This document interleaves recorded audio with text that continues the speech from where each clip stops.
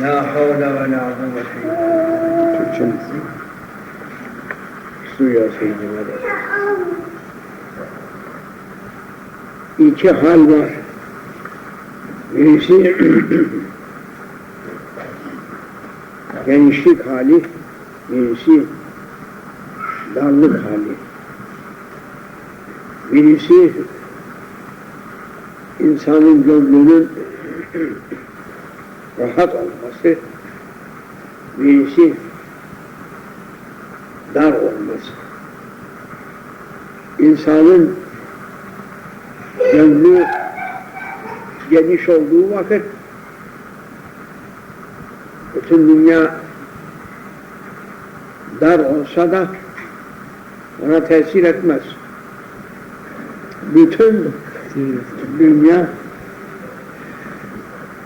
ne kadar geniş olsa efendim, içi dar olduğu vakitte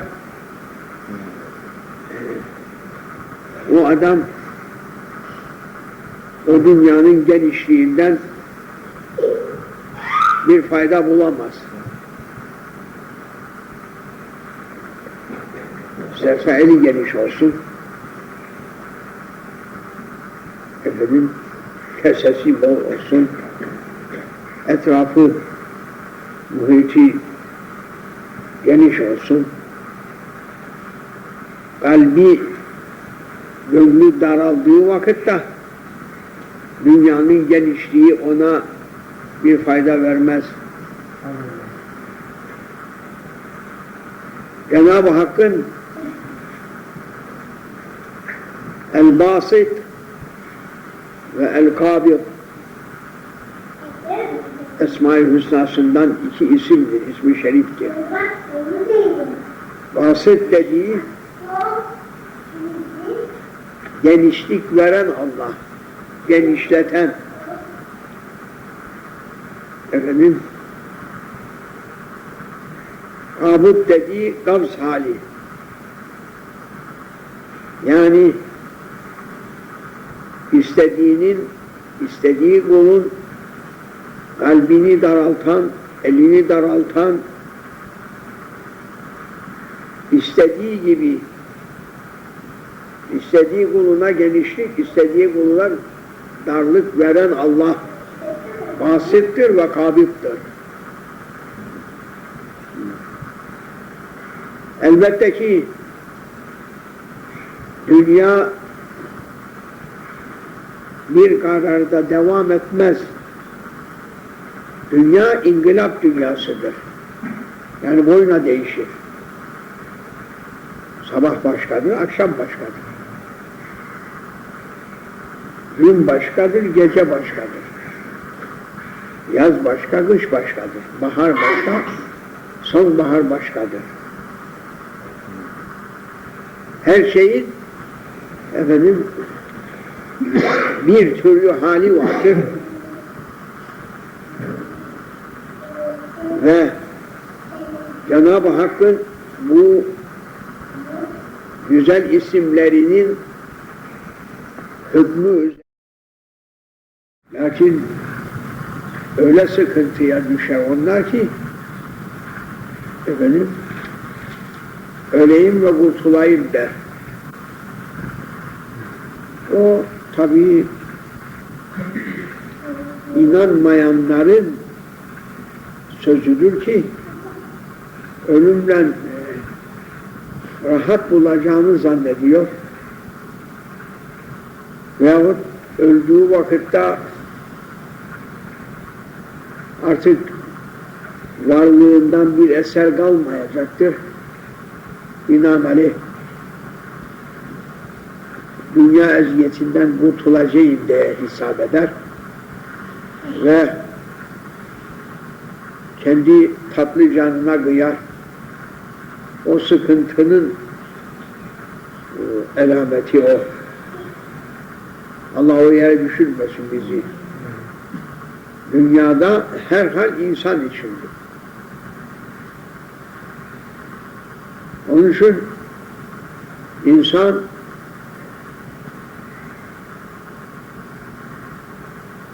kendi kuvvetiyle karşılayamayacağı haller başına geldiğinde ona yardımcı olan kim olduğunu bilecektir.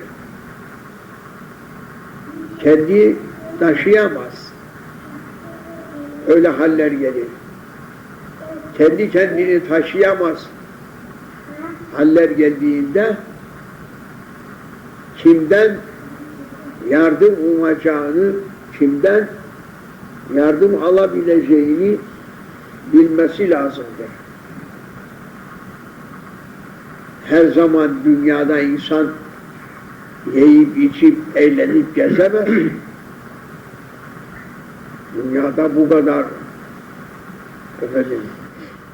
hadiseler meydana gelir. Bu kadar iptilalar, belalar, gazalar Allah'a sığındır. İnsanların başına gelir.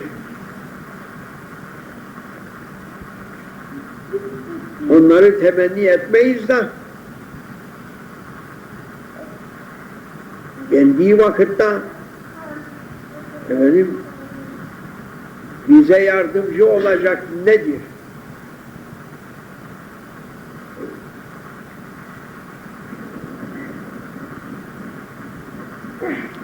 Paran sana yardım eder mi? Servetin sana yardım eder mi? Mevkiin ve makamın sana yardım eder mi? Evlatların sana yardım eder mi? Hizmetkarların, ailelerin, akrabaların sana yardım eder mi? Evinin emrinin altındaki orduların, donanmaların sana yardım eder mi? Neden yardım edecek sana? Sen sende mahpus. O an geldiğinde sana kim yardım edebilir? Kimse yardım edemez. Yardımcı kimdir o anda insana?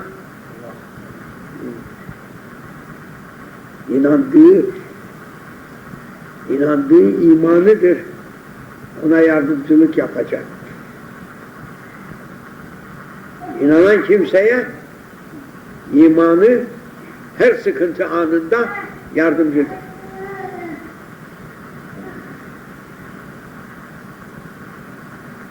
Evet.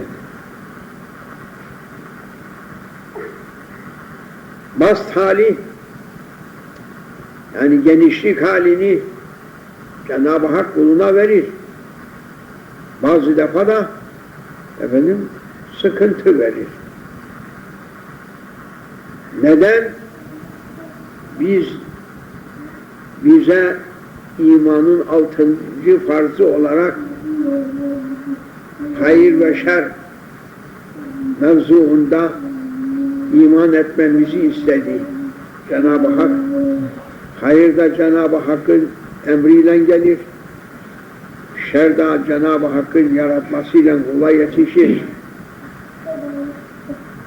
Binaenaleyh hayır sana gelmesi için onda Cenab-ı Hakk'ın iradesiyle olacak. Hiçbir kimse sana hayır gönderemez. Allah yollamasa o hayrı. Şer yine Allah'ın iradesiyledir. Allah'ın iradesiyle gelen yine Allah'ın iradesiyle gidecektir. Kimsenin iradesiyle gitmez o. Binaenaleyh bizim inanmamız gereken 6 farzın 6.'sı hayır ve şer Cenab-ı Allah'ın takdiriyle olduğunu bileceksin.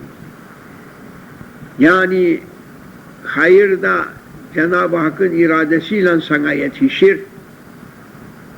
İradesi olmasa sana hayır gelmez ve sen hayır bulmazsın. Yine şer Allah'ın iradesiyle kula gelir ve hiçbir kimse o şerri de senden def edemez. Allah def etmediği müddetçe. Bu temel imandır. Böyle inanan kimse dünyanın her zorluğunu göğüsleyebilir. Kuvveti vardır.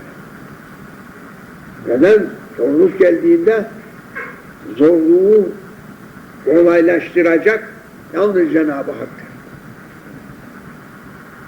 Kalbe karanlık çöktüğü vakitte geceyi gündüze çeviren Allah'tır.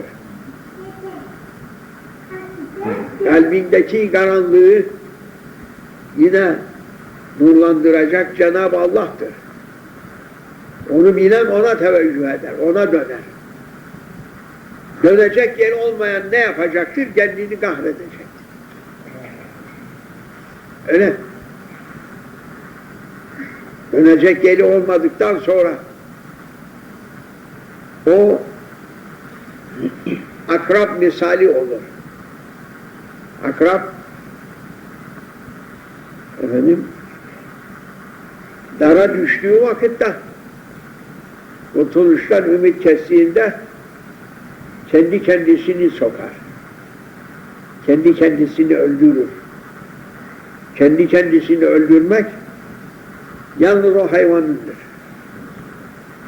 Başka hayvan kendini telef etmez. Akraptır. Kendi kendisini telef etmek isteyen kimse o akraba benzer.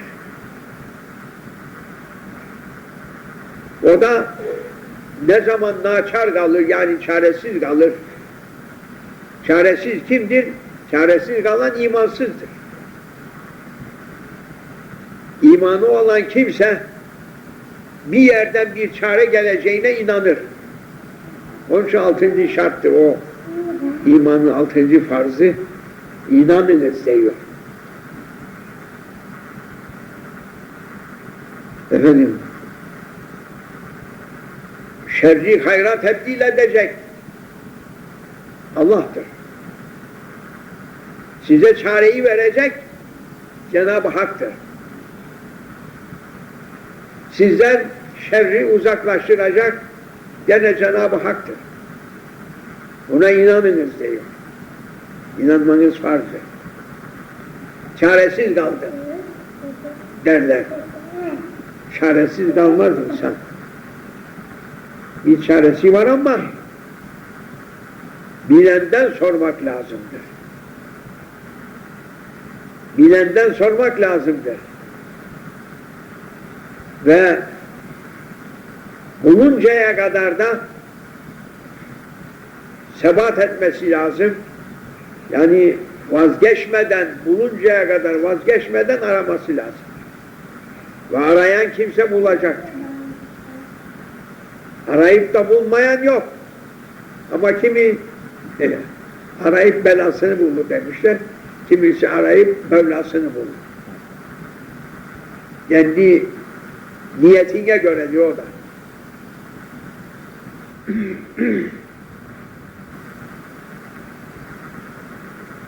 Şimdi insanın gönlü geniş olursa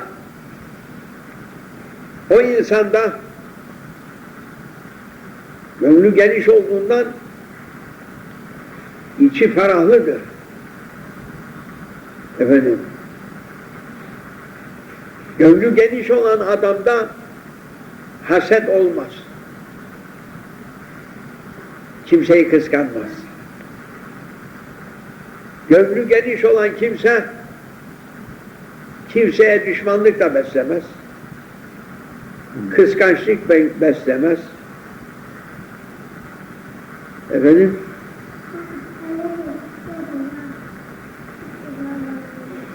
kimseye kötü zanda da olmaz. Kimse hakkında kötü de düşünmez. Daima geniştir ve ferahlıdır. Düşmanlık, kin, haset, kötü niyetler hepsi sıkıntılı adamların kalbinde olur. Sıkıntılı kimseye bak. Karanlık kalpli insanlara bak. Herkesten kıskanır. Herkese düşmandır. Kimsenin hayır ettiğini istemez. Herkesin ızdırap çekmesini ister. Izdıraptan zevk alır. Başkalarının ızdırabından zevk alır. O kalbi karanlık olan kimseler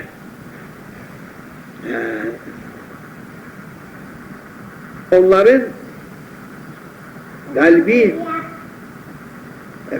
düşmanlıkla, hıyanetle ve kötü ahlaklarla dolar. Çünkü kalbinde onun iman nuru sönmüştür. İman nuru söndüğü vakitte iyi bir şey bulunmaz onun kalbinde. Kötülükten başka onun kalbinde bir şey bulunmaz. Şimdi bunu bildiğimiz vakitte lüzum eden mesele Cenab-ı Hak'tan Ya Rabbi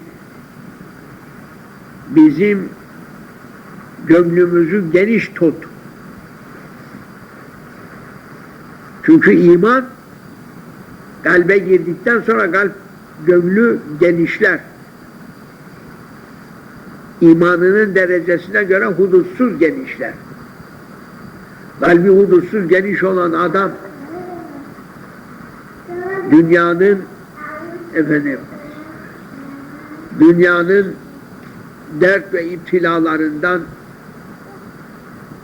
acizlenmez, ona dokunmaz. O serbesttir. O hürdür. Çünkü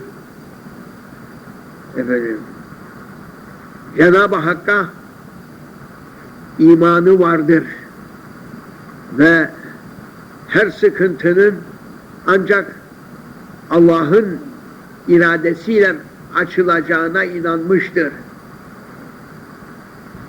Ve her şeyin muayyen vakti olduğunu da bilir. Vakti gelmeden hiçbir şey de olmaz. Vakti gelir, o iş meydana gelir.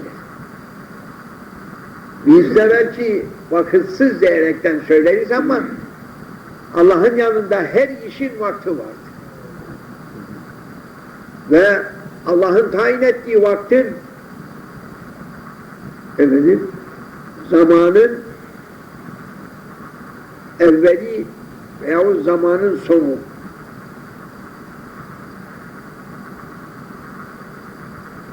Allah'ın iradesiyle o Allah'ın tayin ettiği vaktin içerisinde zahir olup evvelde olan evvelde kalır, sonraya gelmez, sonra olan evvel olmaz. Her şey tam vaktinde. Bize göre vaktini şaşırdı deriz ama bizim işlerimizden aslında Allah'ın tayin ettiği vakit içerisinde hadisat meydana gelecektir. İster bu tarafı açar, genişlikleri, ister o tarafı kapadır, darlığa sokar, bulur. Onun için Allah ile arası iyi olan kimse rahattır. Allah ile arasını bozan kimse rahatsız olur. Ruhu onu sıkar. O ruhun sıkıntısı bir işarettir. Allah ile aranın bozulduğuna dair. Anlayan kimse, işaretten anlayan kurtulur. İşaretten anlamayan daha karanlığa girer. Onun için bu günlerimizde çok kimseler içlerinin karanlığından şikayet edip bize geliyorlar. Bunalmayla. Yaşlı insanlar değil bunlar. Çoğu genç olan kimselerdir. Yaşlılardan bana ben bunalıyorum diye gelen adam görmedim. Ama gençlerden, bilhassa kadınlardan bunalıma giren çok kimseler var. Onlardan geliyor. Güzel bir çare için. O bize gelmezden önce onlar bu doktorlara gidiyorlar ama doktorların elinden gelen bir şey değildir o. İlahi tecelliyle Allah'ın mahkum ettiğini doktorlar azat edemez ki. Peki. İşte hayrihi ve şerrihi min Allah-u Teala'nın şerhinden oldu bu söz. Hayır ve şer Allah'ın iradesiyledir. Yani Allah hayrı da yaratmış, şerri de yaratmıştır. Sonra kullarına emretmiş. Bu benim yarattıklarımdan bunları yarattım. Bunlarda hayır var. Bunlardan alınız. Bunları yarattım. Bunlardan şer var. Bunlardan sakınınız. Bunlar hayırlılardır. Bunlar hayırsızlardır. Ey kullarım, size tembih ederim ki bu dünya pazarında faydalısı var, zararlısı var. Faydalısını alınız. Zararlısını almayın. Başka bir şey var mı İslam'da? Müslümanlıkta başka bir şey varsa gelip söylesinler. Sen Müslümanlığı alenen söyleyiz. Müslümanlık ne diyor? Ey insan! Sana kar getirecek, fayda verecek şeyi yap, sana zarar verecek şeyden kaç. Faydayı tut, zarardan kaç. Başka ne var İslam'da? Hulasa budur. Bunu her vakit için kalbinde tutan adam sonunda müttakilere, Allah'tan korkanlara Allah'ın vaat etmiş olduğu nimet ve devlete ererler. İnanmayanlar hem dünya sıkıntısıyla ezilir hem kabirde de sıkıntı çekerler. Mahşerde çekecekleri başka. Allah bizi bu gibi hak kelamını kabul eden ve hakka ittiba eden kullarından eylesin. Bir hürmetil Fatiha.